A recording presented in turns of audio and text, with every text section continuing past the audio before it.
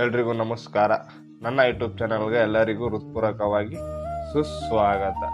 ಇವತ್ತಿನ 68ನೇ ಶ್ಲೋಕ ಏನಿದೆ ಅಂದರೆ, ಭಗವದ್ಗೀತೆಯ ಶ್ಲೋಕ ಒಂದು ನಮ್ಮ ಇಂದ್ರಿಯಗಳು ಅಂದರೆ ನಮ್ಮ ಅಂಗಾಂಗಗಳನ್ನು ನಾವು ಯಾವ ಥರ ಹತೋಟಿಯಲ್ಲಿ ಇಟ್ಕೊಳ್ಬೇಕು ಮತ್ತು ನಮ್ಮ ಒಂದು ಯಶಸ್ವಿಗೆ ಏನನ್ನಾಗಲಿ ಒಂದು ಸಾಧನೆ ಮತ್ತು ಏನನ್ನಾಗಲಿ ನಾನು ರೂಪಿಸ್ಕೊಳ್ಬೇಕು ಮತ್ತು ಯಶಸ್ವಿ ಮತ್ತು ಶಾಂತಿಯನ್ನು ನಾವು ರೂಪಿಸ್ಕೊಳ್ಬೇಕು.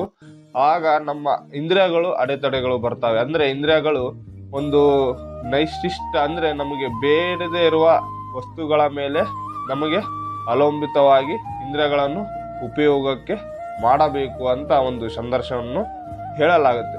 ಹಾಗಾಗಿ ಇವತ್ತು ನಮ್ಮ ದೇಹಗಳಾದ ಇಂದ್ರಿಯಗಳು ಅಂದರೆ ನಮ್ಮ ದೇಹದಲ್ಲಿರುವ ಒಂದು ಸಂಕಲ್ಪಗಳು, ಮನಸ್ಸಾಗಲಿ, ಕಣ್ಣಾಗಲಿ, ಕಿವಿಯಾಗಲಿ, ಏನನ್ನಾಗಲಿ ಅದನ್ನು ನಾವು ಯಾವ ಥರ ಹತೋಟಿಯಲ್ಲಿ ಇಟ್ಕೊಳ್ಬೇಕು ಮತ್ತು ಅದರಲ್ಲಿ ಏನನ್ನು ನಾವು ಸಂಪೂರ್ಣವಾಗಿ ನೋಡಬಹುದು ಮತ್ತು ಅದರಲ್ಲಿ ಒಂದು ನೈತಿಕ ಅಂದರೆ ಒಳಗಿನ ಸಾರಾಂಶ ಏನಾಗಿರುತ್ತೆ ಅಂತ ತಿಳ್ಕೊಳ್ಬೇಕು. ಇವತ್ತಿನ ಶ್ಲೋಕ ಸಂಪೂರ್ಣ ಜ್ಞಾನವಂತರಾಗಿ ಇವತ್ತಿನ ಶ್ಲೋಕ ಒಂದು ನಮ್ಮ ಜೀವನದ ಇಂದ್ರಿಯಗಳ ಬಗ್ಗೆ ಇವತ್ತಿನ ನಮ್ಮ ಹತೋಟಿಯಲ್ಲಿ ಯಾವ ಥರ ಇಟ್ಕೊಳ್ಬೇಕು ಅನ್ನುವ ಒಂದು ಸಂಪೂರ್ಣ ಜ್ಞಾನ ಇದೆ. ಹಾಗಾಗಿ ಇವತ್ತಿನ ಸಂಪೂರ್ಣವಾಗಿ ವಿಡಿಯೋ ನೋಡಿ ಎಲ್ಲಿ ಸ್ಕಿಪ್ ಮಾಡ್ದಂಗೆ ಮತ್ತು ನನ್ನ ಚಾನಲನ್ನು ಸಬ್ಸ್ಕ್ರೈಬ್ ಮಾಡಿಲ್ಲ ಅಂದರೆ ಸಬ್ಸ್ಕ್ರೈಬ್ ಮಾಡಿ. ಮತ್ತು ಇವತ್ತಿನ ಶ್ಲೋಕ ನಮ್ಮ ಜೀವನದ ಇಂದ್ರಿಯಗಳ ಬಗ್ಗೆ ಸ್ವಲ್ಪ ಒಂದು ಹತೋಟಿಯಲ್ಲಿ ಯಾವ ಥರ ಇಟ್ಕೊಳ್ಬೇಕು ಮತ್ತು ಅದರಲ್ಲಿ ನಮ್ಮ ಜೀವನದ ಒಂದು ಸಾಧನೆ ಮಾಡೋಕ್ಕಿಂತ ಮೊದಲು ಒಂದು ಸಂಪೂರ್ಣದ ಒಂದು ಶಾಂತಿಯನ್ನು ಯಾವ ಥರ ರೂಪಿಸ್ಕೊಳ್ಬೇಕು ಅನ್ನುವ ಒಂದು ಸಂಪೂರ್ಣ ಜ್ಞಾನ ಇದೆ. ಹಾಗಾಗಿ ಇವತ್ತಿನ ಶ್ಲೋಕ ಪವರ್ಫುಲ್ ಆಗಿರುತ್ತೆ. ಎಲ್ಲರೂ ಸಂಪೂರ್ಣವಾಗಿ ನೋಡಿ. ಶ್ಲೋಕದ ಪ್ರಾರಂಭ ಮಾಡೋದಕ್ಕಿಂತ ಮೊದಲು ಶ್ರೀ ಕೃಷ್ಣ ಪರಮಾತ್ಮನ ಒಂದು ಸಣ್ಣ ಜಪ ಮಾಡಿ ಮುಂದಿನ 68ನೇ ಶ್ಲೋಕಕ್ಕೆ ಹೋಗೋಣ.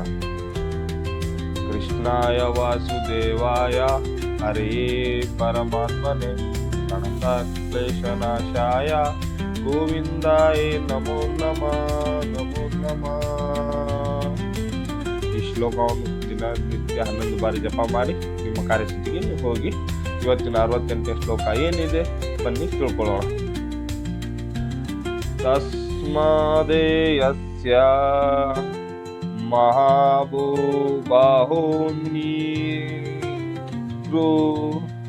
ಹಿತನ್ಯ ಸರ್ವಶಂ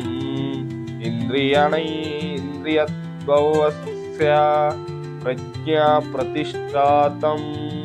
ಇದರ ಅರ್ಥ ಏನಂದ್ರೆ, ಮಹಾಭೂವೆ ಈ ಕಾರಣದಿಂದ ಯಾರು ತನ್ನ ಇಂದ್ರಿಯಗಳನ್ನು ಅವುಗಳ ವಸ್ತುಗಳಿಂದ ತಡೆಯುತ್ತಾನೋ ಆತನು ನಿಶ್ಚಯಾಗಿಯೂ ಸ್ಥಿರ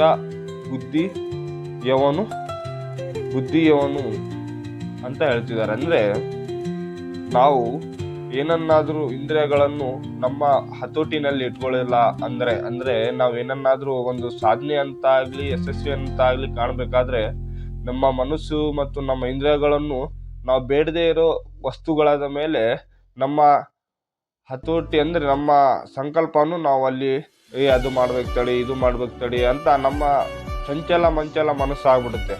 ಆಗ ಹೇಳ್ತಿದ್ದಾರೆ, ನೀವು ಯಶಸ್ವಿ ಕಾಣಬೇಕಂದ್ರೆ ನಿಮ್ಮ ಮನಸ್ಸನ್ನು ಮತ್ತು ನಿಮ್ಮ ಇಂದ್ರಿಯಗಳನ್ನು ನಿಮ್ಮ ಹತೋಟಿನಲ್ಲಿ ಇಟ್ಕೊಳ್ಬೇಕು.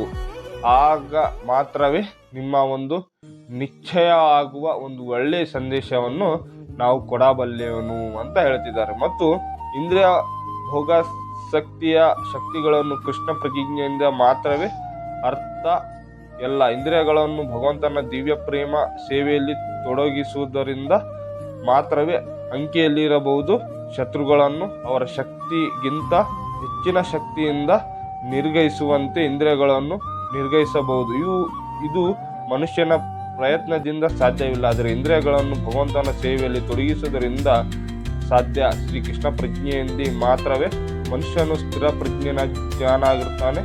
ಈ ಕಲೆಯನ್ನು ಒಬ್ಬ ನಿಜವಾದ ಗುರುವಿನ ಮಾರ್ಗದರ್ಶನದಲ್ಲಿ ಮಾತ್ರ ಅಭ್ಯಾಸ ಮಾಡಬೇಕು. ಇದನ್ನು ಅರಿತವನಿಗೆ ಸಾಧಕ ಅಥವಾ ಮುಕ್ತಿ ಯೋಗನಾದನು ಎಂದು ಹೆಸರು. ಅಂದರೆ ನಾವು ಹೇಳಿದ ಪ್ರಕಾರ ಒಂದು ಏನನ್ನಾಗಲಿ ನಾವು ಮಾರ್ಗದರ್ಶನ ತಗೋಬೇಕಂದ್ರೆ ನಮ್ಮ ಗುರು ಇರಬೇಕು, ಏನಾದರೂ ಇರಬೇಕು. ಈಗ ನಾವು ಏನಾದರೂ ಒಂದು ಒಳ್ಳೆ ಕೆಲಸ ಮಾಡ್ತಿದ್ವಿ, ಏನಾದರೂ ಒಂದು ಕೆಲ್ಸಕ್ಕೆ ಹೋಗ್ತೀವಿ ಅಂದರೆ ನಮ್ಮ ಹಿಂದೆ ಇದಿರೋ ಗುರು ಅಂತ ಇರ್ತಾರೆ.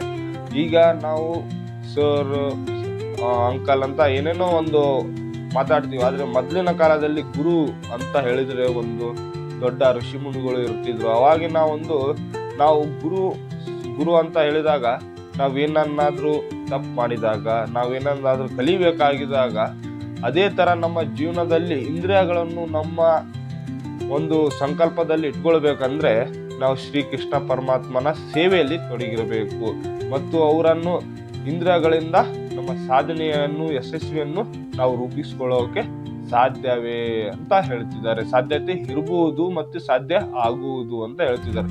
ಮತ್ತು ಇಂದ್ರಿಯಗಳನ್ನು ಸಾಕಷ್ಟುಗಳನ್ನು ನಾವು ನೋಡಿದಾಗ ಇಂದ್ರಿಯಗಳಲ್ಲಿ ಸಂಕಲ್ಪವನ್ನು ಕಾಣಿಸೋದು ಇಲ್ಲ. ಅಂದ್ರೆ ಯಾವ ತರ ಅಂದ್ರೆ ನಾವು ನೋಡಿದ ಪ್ರಕಾರ ಸಂಕಲ್ಪವನ್ನು ತೊಡಗಿಸ್ಕೊಳ್ತೀವಿ.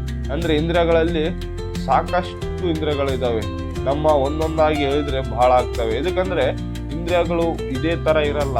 ಒಂದೊಂದ್ ದಿನ ಆ ತರ ಇರುತ್ತೆ, ಒಂದೊಂದ್ ದಿನ ಈ ತರ ಇರುತ್ತೆ, ಒಂದೊಂದ್ ದಿನ ಏನ್ ಮಾಡ್ಬೇಕು ಬಿಡು ಅಂತ ಇಂದ್ರಿಯಗಳು ನಮ್ಮೊಡನೆ ಮಾತುಕತೆ ಆಗಿರುತ್ತೆ. ಹಾಗಾಗಿ ಇವತ್ತಿನ ಶ್ರೀಕೃಷ್ಣ ಪರಮಾತ್ಮ ನಮಗೋಸ್ಕರ ಒಂದು ಸಂದೇಶ ಹೇಳ್ತಾರೆ. ನಿಮ್ಮ ಜೀವನದಲ್ಲಿ ಇಂದ್ರಿಯಗಳ ಹಿಂದೆ ಹೋಗೋದು ಬದಲು ನಿಮ್ಮ ಹಿಂದೆ ಇಂದ್ರಿಯಗಳನ್ನು ರೂಪಿಸ್ಕೊಳ್ಳಿ. ಇಂದ್ರಿಯಗಳನ್ನು ನೀವು ಯಾವ ತರ ರೂಪಿಸ್ಕೊಳ್ತೀರೋ ಅದೇ ತರ ನಿಮ್ಮ ಜೀವನವನ್ನು ರೂಪಿಸ್ಕೊಳ್ತೀರ. ಇಂದ್ರಿಯಗಳನ್ನು ಹಠೋತಿನಲ್ಲಿ ಇಟ್ಕೊಳ್ಳಿ. ಇಂದ್ರಿಯಗಳನ್ನ ಒಂದು ಸಂಕಲ್ಪವನ್ನು ಮಾಡ್ಕೊಳ್ಳಿ. ಇಂದ್ರಿಯಗಳಲ್ಲಿ ಸಾಕಷ್ಟು ಒಂದು ಭಗವಂತನ ಒಂದು ಏನನ್ನಾಗ್ಲಿ ನಾವು ಸಾಧನೆ ಮಾಡಕ್ಕೆ ಹೋದಾಗ ಭಗವಂತನ ಒಂದು ರೂಪಿಸ್ಕೊಳ್ಬೇಕಂದ್ರೆ ನಮ್ಮ ಇಂದ್ರಿಯಗಳು ನಮ್ಮ ಹಿಂದೆ ಇರಬೇಕು.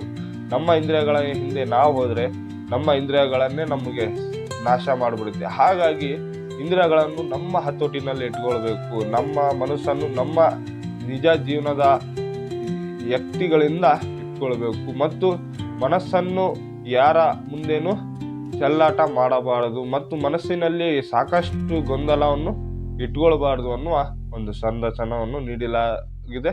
ಹಾಗಾಗಿ ಇವತ್ತಿನ ಶ್ಲೋಕ ಇಲ್ಲಿಗೆ ಮುಕ್ತಾಯಗೊಳಿಸ್ತೀನಿ. 68ನೇ ಶ್ಲೋಕ ನೀವು ಸಂಪೂರ್ಣ ಜ್ಞಾನವಂತರಾಗಿದ್ರಿ ಅಂತ ನಾನು ಭಾವಿಸ್ತೀನಿ ಮತ್ತು ಇವತ್ತಿನ ಶ್ಲೋಕ ನಿಮ್ಮ ಜೀವನ ಚರಿತ್ರೆಯನ್ನು ಬದಲಾಯಿಸುತ್ತೆ.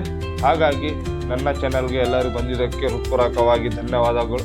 ಇವತ್ತಿನ ಶ್ಲೋಕ ನಾನು ಇಲ್ಲಿಗೆ ಮುಕ್ತಾಯಗೊಳಿಸ್ತೀನಿ ಮತ್ತು ನಿಮಗೆ ಏನಾದರೂ ಮಿಸ್ಟೇಕ್ ಅಂತ ಅನಿಸಿದರೆ ಕಮೆಂಟ್ ಮಾಡಿ, ಅದರಲ್ಲಿ ಡಿಸ್ಕಸ್ ಮಾಡೋಣ. ಮತ್ತು ನನ್ನ ಚಾನೆಲನ್ನು ಸಬ್ಸ್ಕ್ರೈಬ್ ಮಾಡಿ, ಲೈಕ್ ಮಾಡಿ, ಶೇರ್ ಮಾಡಿ. ನಿಮ್ಮ ಒಂದು ಸಬ್ಸ್ಕ್ರೈಬಿಂದ ನಮ್ಮ ಚಾನೆಲನ್ನು ದೊಡ್ಡ ಮಟ್ಟಕ್ಕೆ ಒಯ್ಯಬಹುದು. ಹಾಗಾಗಿ ಇವತ್ತಿನ ಶ್ಲೋಕ ಮುಕ್ತಾಯಗೊಳಿಸೋದಕ್ಕಿಂತ ಮೊದಲು ಶ್ರೀಕೃಷ್ಣ ಪರಮಾತ್ಮನ ಒಂದು ಜಪ ಮಾಡಿ ಇಲ್ಲಿಗೆ ಮುಕ್ತಾಯಗೊಳಿಸೋಣ. ಹರೇ ಕೃಷ್ಣ ಕೃಷ್ಣ ಕೃಷ್ಣ ಹರೇ ಕೃಷ್ಣ ಹರೇ ಕೃಷ್ಣ ಕೃಷ್ಣ ಕೃಷ್ಣ ಹರೇ ಕೃಷ್ಣ ಹರೇ ರಾಮ ಹರೇ ರಾಮ ರಾಮ ರಾಮ ಹರೇ ರಾಮ ರಾಮ ರಾಮ ಹರೇ ರಾಮ. ಎಲ್ಲರಿಗೂ ರಾಧೆ ರಾಧೆ. ಇವತ್ತಿನ ಶ್ಲೋಕ ಇಲ್ಲಿಗೆ ಮುಕ್ತಾಯಗೊಳಿಸ್ತೀನಿ. ಎಲ್ಲರಿಗೂ ನಮಸ್ಕಾರ.